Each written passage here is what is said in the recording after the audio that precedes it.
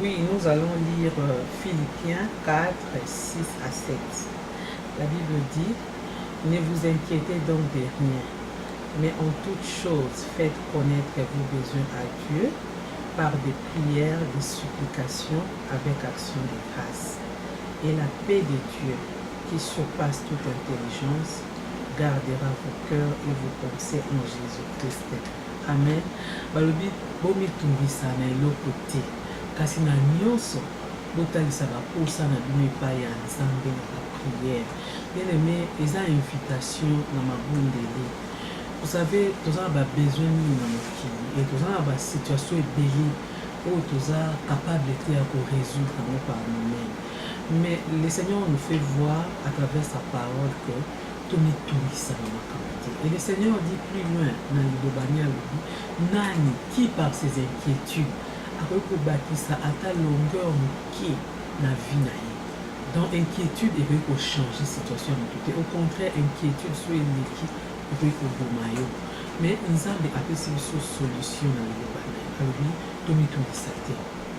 C'est un commandement. Donc ozomona nde bakomi yango donc alobi ki bomitungisa te. Donc ntango tozomitungisa, c'est déjà un péché oyo totosima Nzambe alobi te.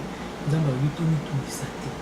Mais na nyonso totalisa ye baposa na biso, totalisa Nzambe baposa na biso ndenge nini bien aimé, alobi par la prière. Bien aimé, la prière eza dialogue, eza kokende pembeni na Nzambe, koluka Nzambe, koluka ye, koluka contact na Nzambe, kosola na Nzambe. Des prières, des supplications, c'est-à-dire kobondela. Eza na bato mosusu babondelaka te. Même ata na relation humaine, aza incapable à supplier mon. Quand on a Paul dans la Bible, a supplié, je vous en supplie, soyez réconciliés avec Christ. Bien aimé, il faut tous être capable de supplier Nzambe. À plus forte raison, Nzambe doit recouper sa mission. Boni bon tu peux kozwa téton ya ko bonde la kaye na ba sujet autoza na ba problème na ba requête autoza na mo Nzambe. La Bible nous dit qu'il est miséricordieux, il est compatissant. Donc azan Nzambe ba ko yokela biso mawa. Oyebi bande ko muta mokila ko yokela mawa. Ko bena ngobino ma tenaza problème boye na ko yokela mawa. Mais na ko oza bien incapable ya osalisa ya musungalo bikamwa. Mais Nzambe aza Nzambe. Donc ceux qui n'a qu'à supplier, n'a qu'à présenter ba requête, n'a pas problème, non seulement Azuyo Kanga, mais il est capable de me venir en aide, bien aimé. Vraiment exhortation, c'est vraiment une invitation à la prière. Au coup ça m'a permis à Nzambe pour le week-end, Nzambe n'a pas cambournoso, pour les autres consabiso. Comment la situation est belle, ba maladie, aux autres qui est d'hôpital, mais aux autres on a solution exacte. Ozomela kisi mosu ekomi ozomela mbula na mbula mosu bayebi biso à vie, c'est-à-dire que vie na mobimba il faut melaka kisi wana. Mais likambo wana bien aimé na reconseiller mema ngo na prière, mema ngo na présence ya Nzambe. Bible elobi na biso mais en toute chose faites connaître vos besoins à Dieu. So bandi kotalisa Nzambe besoin wana ozolelela ye na persévérance na yo, Nzambe aopesa yo eyano. Et nasepela mingi mpe na suka ya verset oyo alobi non seulement des prières, des supplications, mais aussi avec action de grâce. C'est-à-dire quoi? Reconnaître mpe malamu oyo Nzambe asaleli. Prière na biso boyi kozala kaka te Nzambe epesanga, Nzambe esalelanga, Nzambe ezomiselanga, mais ezali mpe koyebisa Nzambe merci mpona kosalela ngai. Pour le fait ya kolamuka, ya kovanda, ya kotelema, ya kosala misala, c'est déjà un bienfait de Dieu bien aimé. Il suffit que vous considérez bateau bazan na ba hôpitaux, comment bazo ko telema te, mutunsu comment ko telema ya pamba, eza précieux. Eza précieux, donc aza incapable ya kotelema, aza incapable même ya koloba. Ozomo. Donc ne fût-ce que sur la miki na tomo au mimoni qui osa pas compter parmi ba vivants bien aimés, c'est déjà une cambo yo ko pesa na action de grâce et pas Nzambe pour reconnaître que Nzambe oza malamu.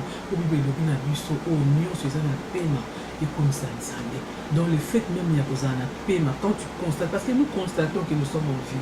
Bamusu balala pe balamuka te. Mais quand tu te réveilles, tu constates que ozana on a bon bien aimé. C'est déjà un sujet. Il y a au rendre dans l'action de grâce. Et quand tu regardes, tu fais un travail, le Seigneur te donne la force, la santé. Le Seigneur t'a donné peut-être des gens autour de toi, des gens qui t'aiment, des parents, des amis, même une famille, une femme, un mari, des enfants. Bien aimé, il y a toujours de quoi dire merci à Dieu. Et au-dessus de tout ça, bien aimé, quand tu te rends compte que okutana na Yesu, ondimela Yesu, okoma mwana nzambe, nous a sauvé, bien aimé. Pardon, ils a sujet nous-mêmes. Oh, biso Seigneur, nous te punissons dans notre nzambe. Donc, nzambe azotalisa biso na verset ok. To bondela, to présenter ba prière, ba supplication, mais to présenter ba action de grâce. C'est-à-dire to kende pas une nzambe avec un cœur reconnaissant. Toujours reconnaître non que nzambe aza malamu, so toza na bomo, so toza bien. Et puis même pour ceux qui ne marchent pas, il faut te commisser la main ensemble.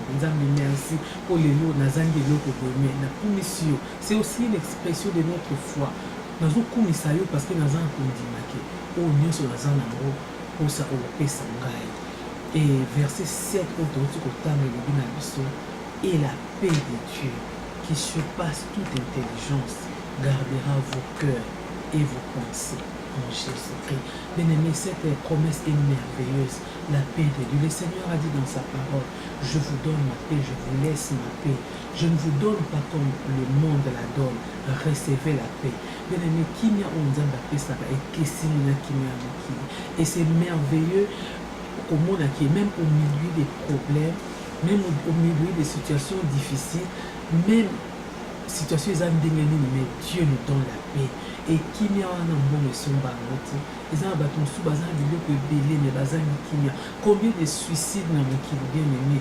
Bateau bazar supposé que ça a de l'eau que nous bazar bien, mais voilà qui n'a tombé qui s'est donné la mort. Pour ça, il y a qui n'y a. Bien qu'à ça, il y a de l'eau, nous sommes qui. Pour qui n'y a, basumba kamote. Alors, verset 7, autre, au temps, dans Ephésiens 4, et la paix de Dieu qui surpasse toute intelligence bien aimée. Qui n'y a où il est qui m'a lié les nyonso et qu'on batte la vérité dans la biso kati na Yesu Christ. Bien aimé, tous on a besoin de tout ça de la honte. Tout tali santa de bakosa. Bien aimé, surtout tali si nzambe te. Pour comme à bilobela. Surtout tali si pas besoin de biso pas nzambe te.